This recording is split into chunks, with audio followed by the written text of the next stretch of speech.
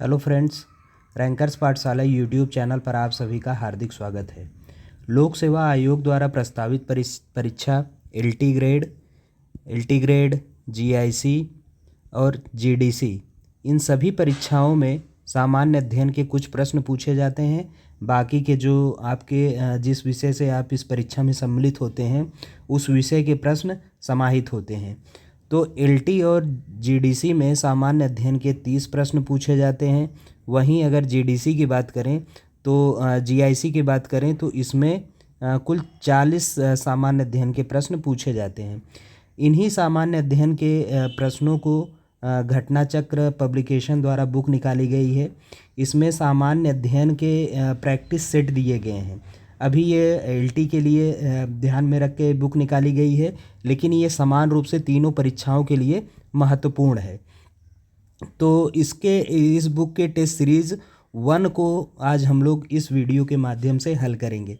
अगर आप बाकी के भी टेस्ट सीरीज़ को मान लीजिए दूसरे टेस्ट पेपर को आप वीडियो के माध्यम से हमारे द्वारा चाहते हैं तो कमेंट सेक्शन में आप हमें कमेंट करके यस लिखकर ये ज़रूर बताएं, जिससे हम इस टेस्ट सीरीज़ के आगे के पार्ट को भी वीडियो के माध्यम से हल करा पाएँ। तो आइए स्टार्ट करते हैं। तो इस टेस्ट सीरीज़ का जो पहला प्रश्न है वह है कि एक ही कब्र से 3 मानव कंकाल निकले हैं। तो एक ही कब्र से 3 मानव कंकाल ये दमदमा से निकला है। दमदमा कहाँ पर है? उत्तर प्रदेश के प्रतापगढ़ ज़िले में। दमदमा, सरायनाहर और महदहा ये सभी जो है उत्तर प्रदेश के प्रतापगढ़ ज़िले में अवस्थित है। वहीं अगर लंघनाज की बात करें तो ये गुजरात राज्य में अवस्थित है। दूसरा प्रश्न है निम्नलिखित में से कौन सुमेलित नहीं है? हड़प्पा की खोज किसने की? दयाराम साहनी ने, सही है। लोथल की खोज एसआर राव ने की। सुरकुटड़ा की खोज जेपी जोशी ने की। धौलावीरा की खोज केपी थापड़ ने नहीं बल्कि आरएस बिष्ट के द्वारा किया गया था। आरएस बिष्ट ने धौलावीरा की खोज की थी। इस प्रकार जो है ऑप्शन डी यहाँ पर सुमेलित नहीं है।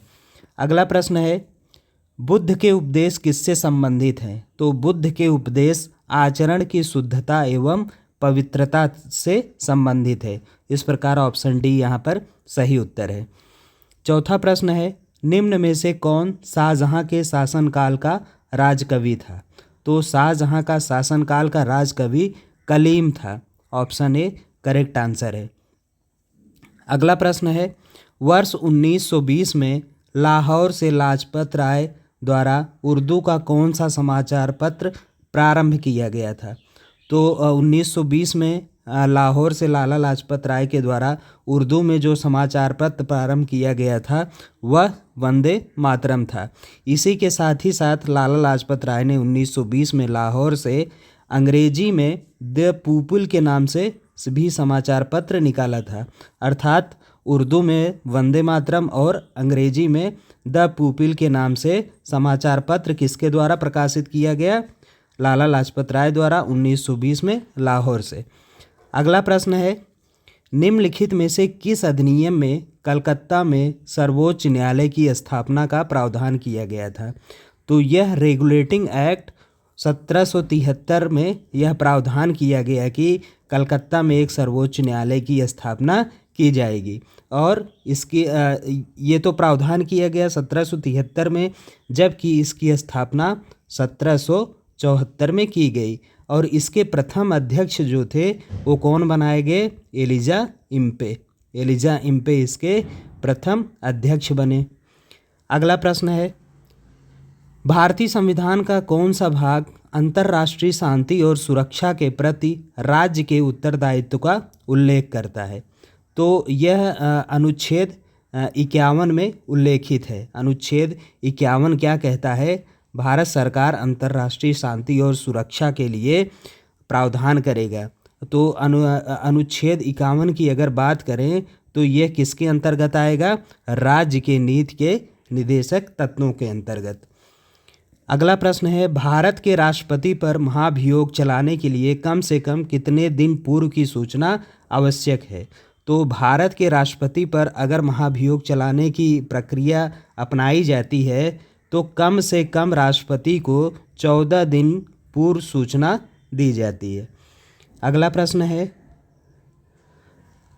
प्रश्न है विधान परिषद में मनोनीत सदस्यों की संख्या कितनी है। तो विधान परिषद में मनोनीत सदस्यों की संख्या सबसे पहले तो आप ये जान लें कि सभी राज्यों में विधान परिषद नहीं होती है। विधान परिषद इस समय जो भारत में कुल 6 राज्यों में है। उसके अंदर किन किन राज्यों में है तो उसका कोड है कुंभट। इन राज्यों में जो है विधान परिषद है। तो इस कुंभट में कौन सा है? कर्नाटक, यू से क्या है? उत्तर प्रदेश, एम से मध्य प्रदेश, बी से बिहार, ए से आंध्र प्रदेश और टी से तेलंगाना। इन राज्यों में विधान परिषद अस्तित्व में है। और पूछा गया है कि विधान परिषद में मनोनीत सदस्यों की संख्या कितनी है। तो मनोनीत सदस्य हर राज्य में विधान परिषद में राज्यपाल द्वारा मनोनीत किया जाता है। यह तो सभी राज्यों में जहाँ पर विधान परिषदें हैं सभी राज्यों में अलग अलग इनकी संख्या होती है। तो इस प्रकार अगर देखें तो कहीं पर 1/6 है, कहीं पर 1/7 है। तो विकल्प में तो 1/6 तो है लेकिन 1/7 भी है और विकल्प में उपर्युक्त में से कोई भी नहीं दिया गया है। तो इस प्रकार इस प्रश्न का सही उत्तर क्या हो जाएगा? उपर्युक्त में से कोई नहीं। अगला प्रश्न है निम्नलिखित में से कौन एक संवैधानिक संशोधन मौलिक कर्तव्य से संबंधित है। तो 42वां संविधान संशोधन 1976 यह जो है मौलिक कर्तव्यों से संबंधित है।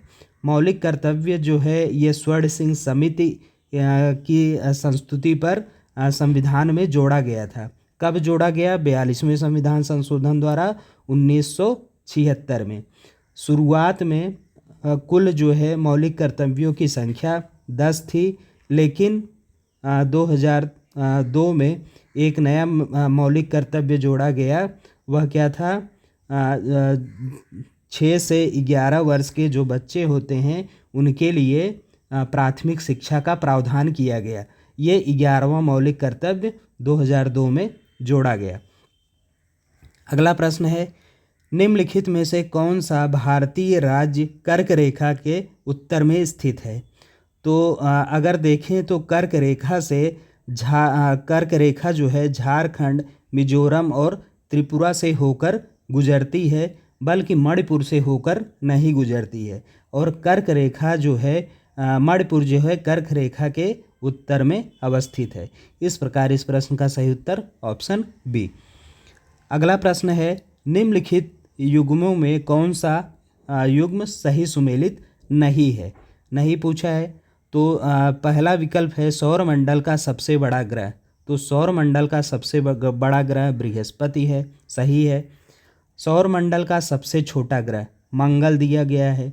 सौरमंडल का सबसे बड़ा ग्रह बृहस्पति है जबकि सौरमंडल का सबसे छोटा ग्रह बुध है, बुध न कि मंगल। इस प्रकार ऑप्शन बी यहाँ पर क्या हो जाएगा? ऑप्शन बी यहाँ पर सही उत्तर है, ऑप्शन बी। इसी और भी विकल्प देख लेते हैं। सौरमंडल का सर्वाधिक चमकीला तारा सर्वाधिक चमकीला ग्रह कौन सा है? शुक्र ग्रह है। सौरमंडल का सबसे दूर स्थित ग्रह वरुण है, ये भी सही है। तो इसमें बी ऑप्शन जो है वो सही सुमेलित नहीं है। क्यों नहीं था? सौरमंडल का सबसे छोटा ग्रह मंगल नहीं बल्कि बुध है। अगला प्रश्न है सूची 1 को सूची 2 से सुमेलित करना है और कूट से सही उत्तर का चयन करना है। सूची 1 में महासागरों का नाम दिया गया है और सूची 2 में जो है सबसे गहरे स्थान का नाम दिया गया है। तो प्रशांत महासागर का सबसे गहरा स्थान कौन सा है? Mariana trench. मेरियाना ट्रेंच प्रशांत महासागर का सबसे गहरा स्थान है। अटलांटिक महासागर का सबसे गहरा स्थान कौन सा है? अटलांटिक महासागर का सबसे गहरा स्थान प्यूर्टो रिको ट्रेंच। हिंद महासागर का सबसे गहरा स्थान जावा ट्रेंच और आर्कटिक महासागर का सबसे गहरा स्थान यूरेशियन बेसिन। इस प्रकार देखें तो इसका सही उत्तर क्या हो जाएगा? इसका सही उत्तर 3, 4, 1, 2। बढ़ते हैं अगले प्रश्न की तरफ। अगला प्रश्न है भी सूची 1 को सूची 2 से सुमेलित करना है। सूची 1 में खनिज का नाम दिया गया है और सूची 2 में उत्पादक देशों का नाम दिया गया है। खनिजों के अंतर्गत चांदी, अभ्रक, चांदी, अभ्रक, लौह अयस्क और तांबा दिया गया है। वहीं अगर उत्पादक देश में चिली, ऑस्ट्रेलिया, मेक्सिको और भारत का नाम दिया गया है। तो चांदी का उत्पादन सर्वाधिक जो है यह मेक्सिको से होता है। मेक्सिको। अभ्रक का उत्पादक देश भारत है। लौह अयस्क उत्पादक देश ऑस्ट्रेलिया और तांबा का उत्पादक देश जो है वह चिली है। तो इस प्रकार अगर हम इसको सही सुमेलन करें या मैच द फॉलोइंग करें तो चांदी का उत्पादक देश कौन आ जाएगा? मेक्सिको। उसके बाद अभ्रक का अभ्रक भारत आ जाएगा। लौह अयस्क में ऑस्ट्रेलिया, ये सभी उत्पादक देश हैं। और तांबा का उत्पादक देश कौन आ जाएगा? चिली। तो अगर हम लोग इसको सही से मिलाएं तो क्या आ जाएगा? 1 का क्या है? 3। बी का क्या आ जाएगा? बी का आ जाएगा 4। इस प्रकार अगर देखें 3 और 4 किस विकल्प में है तो विकल्प ए में। बढ़ते हैं अगले प्रश्न की तरफ। अगला प्रश्न है निम्नलिखित में से कौन सा सुमेलित नहीं है? पहला है नॉट। ये क्या है? जहाज के चाल की माप करता है। सही है, इसमें सही सुमेलन नहीं पूछ रहा है, ये वाला तो सही है। नॉटिकल मील, ये नौ संचालन में प्रयुक्त दूरी की इकाई है, बिल्कुल सही है। एंगस्ट्रॉम क्या है? ये प्रकाश के तरंग दैर्घ्य की इकाई है, सही है। प्रकाश वर्ष समय मापन की इकाई। प्रकाश वर्ष जो है समय मापन की इकाई नहीं है बल्कि दूरी मापन की इकाई है। इस प्रकार सही उत्तर क्या हो जाएगा? इसका सही सुमेलन नहीं है। प्रकाश वर्ष ये समय मापन की इकाई नहीं बल्कि दूरी मापन की इकाई है। अगला प्रश्न है टेलीविज़न के दूरस्थ नियंत्रण के लिए किस प्रकार के विद्युत चुम्बकीय विकिरण का प्रयोग किया जाता है? तो इंफ्रारेड का प्रयोग किया जाता है, अर्थात अवरक्त किरणों का। ऑप्शन ए सही उत्तर है।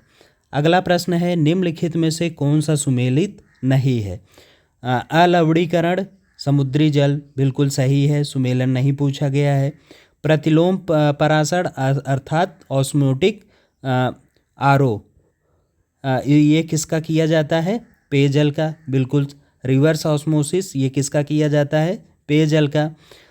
विकृतीकरण, ये किसका होता है? प्रोटीन का, बिल्कुल सही है। पॉस्चुरीकरण अर्थात पॉस्चुराइजेशन, ये चाय का नहीं बल्कि दूध का होता है।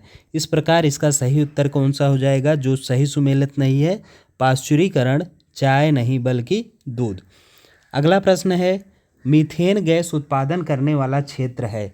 तो मीथेन गैस का उत्पादन धान का खेत के द्वारा होता है। मीथेन गैस के जो प्राकृतिक उत्पादक हैं उसमें धान का खेत भी शामिल है। इस प्रकार ऑप्शन बी करेक्ट उत्तर है। अगला प्रश्न है निम्नलिखित में से कौन सा विषय जनसंख्या एवं मानव समुदायों के महत्वपूर्ण आंकड़ों के अध्ययन से संबंधित है? तो वह विषय कौन सा है जो जनसंख्या एवं मानव समुदाय के महत्वपूर्ण आंकड़ों का अध्ययन करता है? तो उस विषय को हम लोग जनांकिकी के नाम से जानते हैं, अर्थात डेमोग्राफी। डेमोग्राफी के अंतर्गत जनसंख्या और मानव समुदाय के महत्वपूर्ण आंकड़ों का अध्ययन किया जाता है। अगला प्रश्न है 71वें राष्ट्रीय फिल्म पुरस्कार 2025 में सर्वश्रेष्ठ अभिनेत्री का पुरस्कार किसे प्रदान किया गया? तो यह पुरस्कार जो है रानी मुखर्जी को उनकी फिल्म के लिए प्रदान किया गया था। रानी मुखर्जी को उनकी फिल्म के लिए प्रदान किया गया और यह 71वां राष्ट्रीय फिल्म पुरस्कार 2025 है।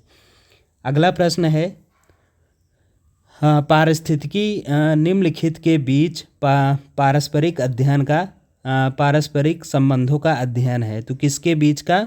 जीव और वातावरण के बीच जो अंतर संबंध होता है उसी को हम लोग क्या कहते हैं? पारिस्थितिकी, अर्थात ऑप्शन ए इसका सही उत्तर है। अगला प्रश्न है ग्रीन हाउस प्रभाव की संकल्पना की थी। तो ग्रीन हाउस प्रभाव की संकल्पना किसके द्वारा की गई थी? तो जोसेफ फोरियर के द्वारा। ऑप्शन सी करेक्ट आंसर है। भारतीय अर्थव्यवस्था है, तो भारतीय अर्थव्यवस्था को मिश्रित अर्थव्यवस्था के नाम से जाना जाता है। मिश्रित अर्थव्यवस्था में सार्वजनिक क्षेत्रों के साथ ही साथ निजी क्षेत्रों का भी सह अस्तित्व होता है।